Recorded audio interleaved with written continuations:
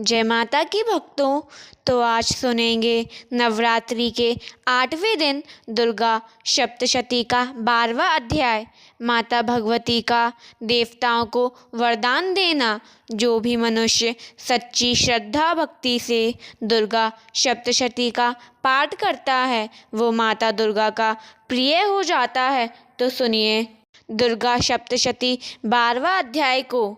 माँ भगवती के चरित्र का वर्णन सुनिए। देवी के चरित्र के पाठ का महात्म 12वां अध्याय। देवी बोली, हे देवताओं, जो पुरुष इन स्तोत्रों द्वारा एकाग्रचित होकर मेरी स्तुति करेगा उसके संपूर्ण कष्टों को निसंदेह हर लूंगी। मधुकैटभ के नाश, महिषासुर के वध और शुंभ तथा निशुंभ के वध की जो मनुष्य कथा कहेगा, मेरा महात्म को अष्टमी, चतुर्दशी व 9वीं के दिन एकाग्रचित से भक्ति पूर्वक सुनेगा, उनको कभी कोई पाप न रहेगा। पाप से उत्पन्न हुई विपत्ति भी उनको न सताएगी। उनके घर में दरिद्रता न होगी और न उनको प्रियजनों का बिछोह ही होगा। उनको किसी प्रकार का भय न होगा। इसलिए प्रत्येक मनुष्य को भक्ति पूर्वक मेरे इस कल्याण कारक महात्म को सदा पढ़ना और सुनना चाहिए।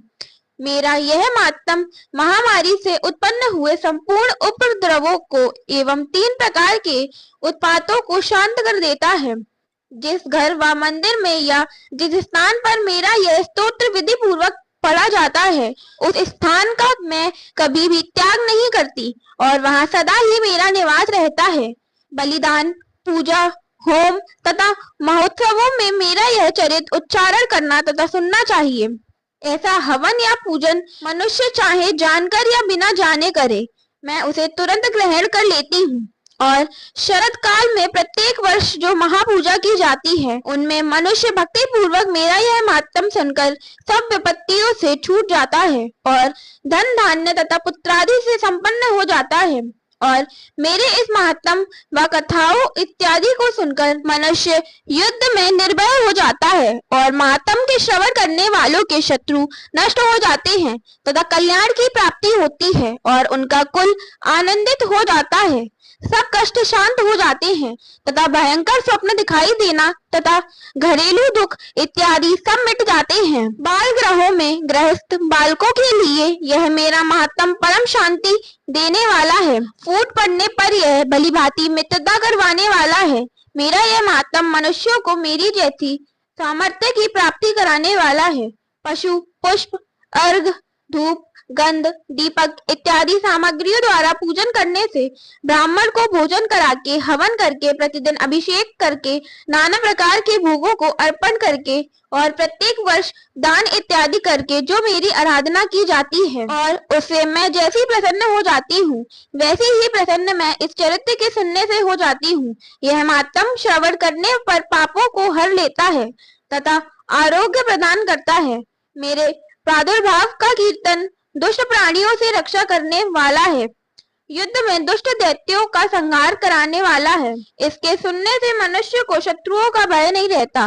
ये देवताओं, तुमने जो स्तुति की है अथवा ब्रह्मा जी ने जो मेरी स्तुति की है वह मनुष्यों को कल्याणमयी बुद्धि प्रदान करने वाली है। वन में, सूने मार्ग में अथवा दावानल से गिर जाने पर, वन में चोरों से घिरा हुआ या शत्रुओं द्वारा पकड़ा हुआ, जंगल में सिंहों से, व्याघ्रों से या जंगल हाथियों द्वारा पीछा किया हुआ, राजा के क्रुद्ध हो जाने पर, मारे जाने के भय से, नाव के डगमगाने पर, भयंकर युद्ध में फंसा होने पर, किसी भी प्रकार की पीड़ा से पीड़ित, घोर बाधाओं से दुखी हुआ मनुष्य मेरे इस चरित्र को स्मरण करने से संकट से मुक्त हो जाता है। मेरे प्रभाव से सिंह, चोर या शत्रु इत्यादि दूर भाग जाते हैं और पास नहीं आते। महर्षि ने कहा, प्रचंड पराक्रमी वाली भगवती चंडिका यो कहने के पश्चात सब देवताओं के देखते ही देखते अंतर्ध्यान हो गईं और संपूर्ण देवता अपने शत्रुओं के मारे जाने पर पहले की तरह यज्ञ भाग का उपभोग करने लगे और उनको अपने अधिकार फिर से प्राप्त हो गए तथा युद्ध में देवताओं के शत्रुओं शुंभ व निशुंभ के देवी के हाथों मारे जाने पर बाकी बचे हुए राक्षस पाताल को चले गए। हे राजन, इस प्रकार भगवती अंबिका नित्य होती हुई भी बार बार प्रकट होकर इस जगत का पालन करती हैं। इसको मोहित करती हैं, जन्म देती हैं और प्रार्थना करने पर समृद्धि प्रदान करती हैं। हे राजन, भगवती ही महाप्रलय के समय महामारी का रूप धारण करती हैं और वही संपूर्ण ब्रह्मांड में व्याप्त हैं और वही भगवती समय समय पर महाकाली तथा महामारी का रूप बनाती हैं और स्वयं अजन्मा होते हुए भी सृष्टि के रूप में प्रकट होती हैं।